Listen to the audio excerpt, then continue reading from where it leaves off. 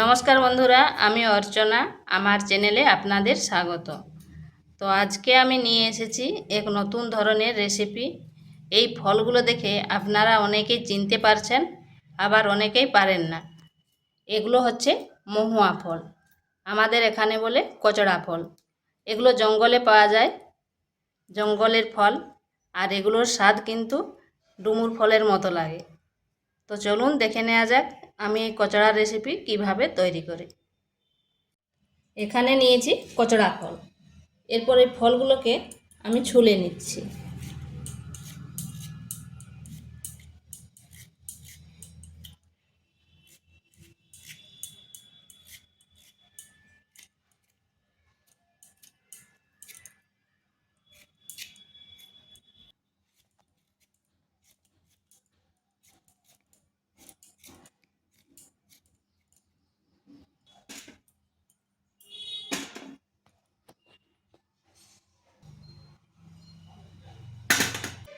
এগুলো এইভাবে ছুলে নিয়েছি।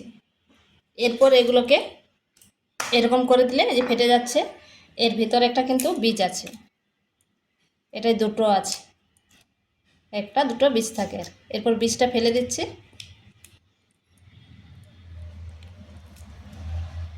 মাঝে একটা শিরা থাকে, সেই শিরাটাও কিন্তু ফেলে দিতে হবে। এইভাবে ছাড়িয়ে নিচ্ছি।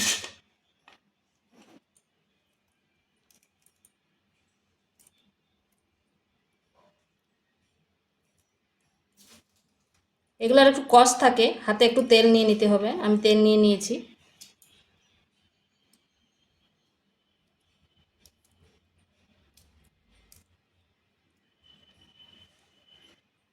এগুলোকে এইভাবে কেটে নিয়েছি আর ভালো করে ধুয়ে নিয়েছি। এখানে কড়াইতে দিয়ে দিচ্ছি জল, দিয়ে দিচ্ছি লবণ আর 1 চিমটে হলুদ। এরপর এগুলো দিয়ে দিচ্ছি। এগুলো 3 থেকে 4 মিনিট একটু ভাপিয়ে নিচ্ছি। খুব বেশি সেদ্ধ করব না, হালকা একটু ভাপিয়ে নিচ্ছি। এটা হয়ে গেছে, হালকা সেদ্ধ হয়ে গেছে। এরপর এটা নামিয়ে নিচ্ছি। এখানে কড়াই বসিয়েছি, দিয়ে দিচ্ছি সরষের তেল।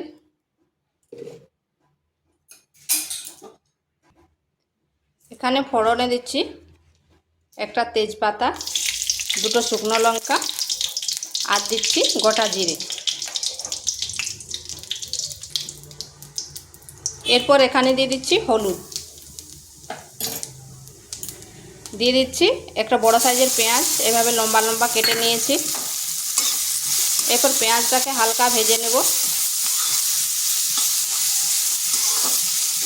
হলুদটা আগে দেওয়ার এইটাই কারণ পেঁয়াজ থেকে যে জল বেরায় সেটা আর ছিটাবে না। যে কোনো রান্নার আগে সামান্য একটু হলুদ দিয়ে দেবেন, তাহলে কিন্তু আর ছিটাবে না।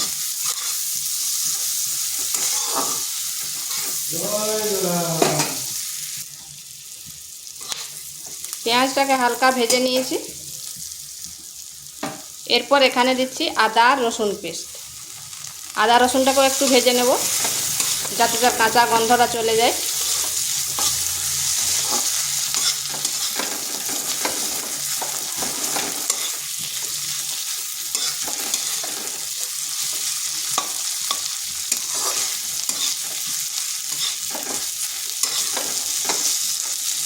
আদা রসুন ভাজা হয়ে গেছে। এরপর এখানে সামান্য জল দেব, যাতে বাকি যে মশলাগুলো দেবো তাতে না পুড়ে যায়। এখানে দিচ্ছি জিরে গুঁড়ো, ধনে গুঁড়ো আর কাশ্মীরি লঙ্কার গুঁড়ো। হলুদটা আমি আগেই দিয়েছি, ওই জন্য আর দিলাম নি। আর ঝালটা আপনারা আপনাদের আন্দাজ মতো দেবেন।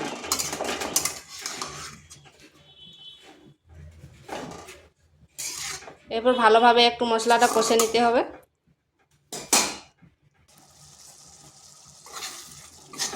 মশলাটা কষানো হয়ে গেছে। এরপর এখানে দিয়ে দিচ্ছি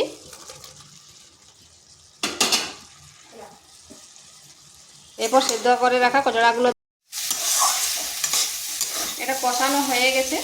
এরপর এখানে খুব বেশি জল দেবো না, সামান্য একটু জল দিচ্ছি।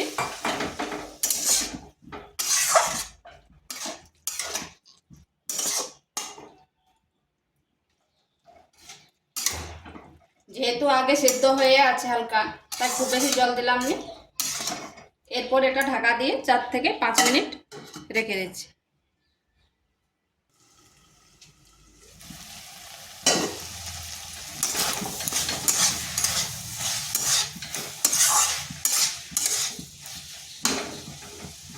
এরপর এখানে একটু দিয়ে দিচ্ছি গরম মশলা।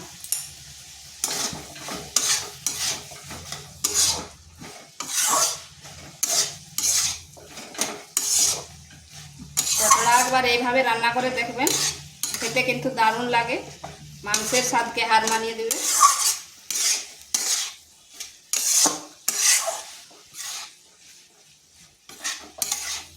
তো এটা হয়ে গেছে, এরপর নামিয়ে সার্ভ করছি।